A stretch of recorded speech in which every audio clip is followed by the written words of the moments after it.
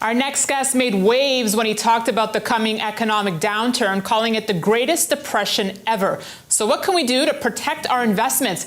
Joining me today, Gerald Celente, publisher of the Trends Journal. Gerald, welcome back.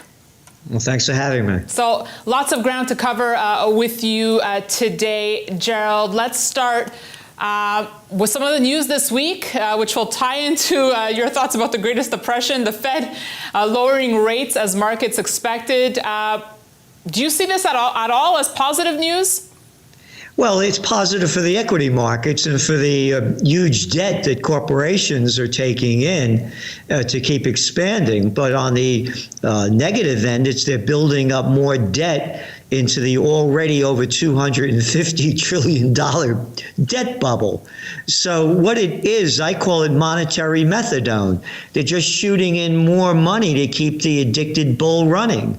It's not boosting economies around the world. We're looking at a global slowdown, and the numbers are there. And even people like, the IMF, the World Bank, one after another, are warning of recession. Matter of fact, Ray Dalio, the head of the largest hedge fund in the world, Bridgewater Associates, he's following what we've been saying. First, we came out this past June and talked about the beginning of the gold bull run when gold was $1,332 an ounce. And he came out 2 weeks later and said he was bullish on gold. Remember, this is the head of the largest hedge fund in the world. And then just a few weeks ago, he's worried about a Great Depression. Yep. So the people see it. And again, it's just artificially being boosted by central banks injecting more cheap money, lowering interest rates.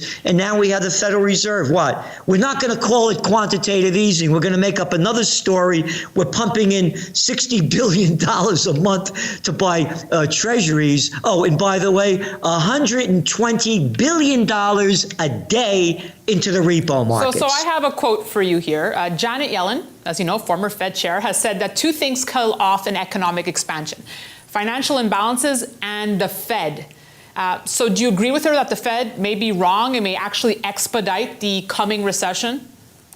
No, what the Fed is doing is they're trying to hold it back by pumping this cheap money in. But it's only temporary. You're seeing housing sales go back up, mortgage refis go back up because the money is cheap. But the earnings aren't there. The debt levels for the consumers are getting heavier and heavier. So it's artificially propping it up, just like it did since the panic of '08. It hasn't filtered back to society. It's only gone to the 1%. And I'm not making that number up. You have 3 people in the United States, Bezos, Buffett, and Gates, have more money than half of America's population. And then you go around the world, according to the Oxfam Institute, what do they have?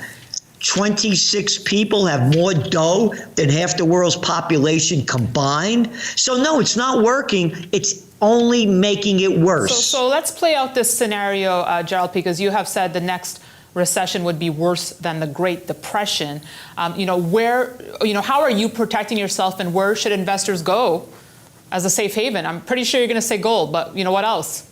Well, I can't give financial advice. I'm not a financial advisor, but speaking for myself, I call it guns, gold, and a getaway plan. Gold is number one. And that doesn't mean, one of the things that I learned, took me a lot of years to learn, is that when things collapse, it doesn't collapse everywhere and at every level. And then things start coming back. So when the collapse happens, it's time to wait and look. But there's 7.5 billion people on the planet. Not everybody's going to go down.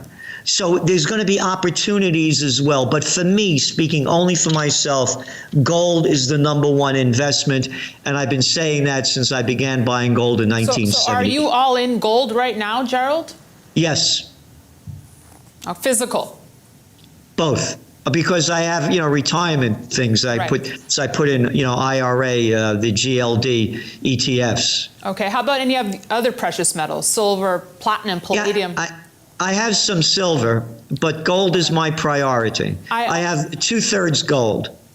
I also want to get your thoughts on what we're seeing on a global scale here. Gerald, we were having a conversation offline before, no shortage of countries here: Ecuador, Chile, Algeria, Lebanon, Colombia. Have you ever seen in your lifetime this many uprisings happening? And what is this signaling? It's signaling the people have had it. Again, the money's gone to the 1%. When people lose everything and have nothing left to lose, they lose it, and they're losing it. And this is part of the Greatest Depression. It's a stage one. It's already happened. Millions of people taking to the street, protesting that they don't have enough money to live while they're getting higher taxes, costing more for everyday living. So they've had it. And very important, this is extremely important. All of these movements don't have leaders. Whether it's Hong Kong, whether it's Spain, whether it's Lebanon, what's going on in Iraq with the massive demonstrations, Ecuador, Chile, Bolivia, Colombia, one after another, no leaders, because the people feel it. And this is part of the Greatest Depression. When we say it's going to get worse, when the Great Depression hit, there were 2 billion people on the planet. We've added 5.5 billion more. They're out of work. They're living in poverty, violence all around them, corruption. So this thing is exploding. And while this is happening, I want to know if you think there's a correlation here. We've seen Bitcoin take off once again. Do you feel that people are looking or desperate for other forms of currency here, of alternatives to their currency? Absolutely. And there's the people that don't believe in gold or silver or other precious metals, and they're going into cryptocurrencies. And again, you're going to start seeing it increase, particularly as economies go down, their currencies weaken, inflation skyrockets. Why wouldn't you want to have an alternative to a digital currency of a state backed by nothing and printed on nothing with huge amounts of debt load on top of you? All right, let's bring it back home here. Gerald, we brought this up the last time when there was talk about the impeachment. Latest news right now, the House just passed a resolution formalizing the impeachment inquiry into President Trump. I know last time you said this is just all a massive waste of time. Have you changed your tune? No, it's a sick joke. I mean, first of all, what has he done?